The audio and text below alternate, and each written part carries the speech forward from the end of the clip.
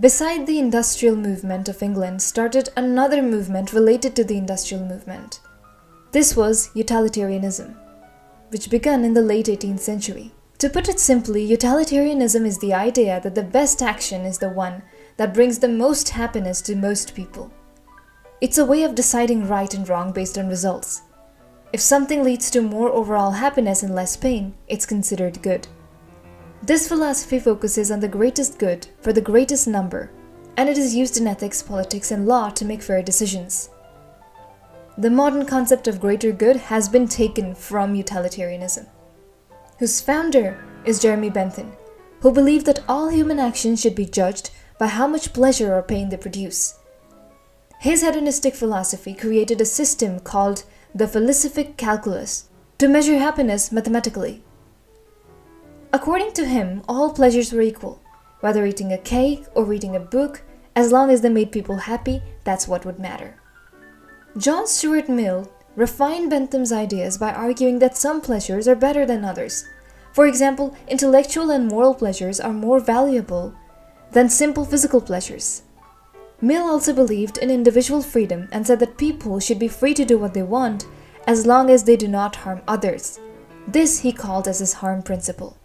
So to differentiate between the two philosophers, while Bentham focused on the quantity of happiness, Mill focused on the quality of happiness. Challenging both these emerged Thomas Carlyle. He was a Scottish essayist, historian, and social critic. Thomas Carlyle wrote during the Industrial Age, specifically in the 19th century, when Britain was undergoing rapid industrialization. His works reflect the profound social, economic, and moral upheavals caused by the Industrial Revolution. Carlyle was highly critical of the mechanization of society and the growing emphasis on materialism. Carlyle opposed the growing emphasis on material wealth and economic utility, which he saw as spiritually empty.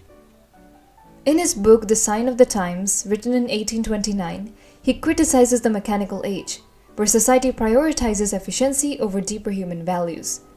He viewed utilitarianism as a shallow philosophy that ignored the complexities of human nature. In another of his work, he champions the idea that work is not just economic, but it's also moral and spiritual.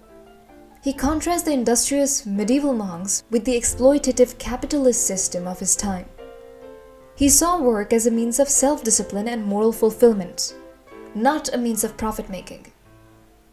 Apart from this, Carlyle is also known to have given the great man theory, where he argues that history is shaped by great individuals, heroes who possess extraordinary vision, strength, and moral authority.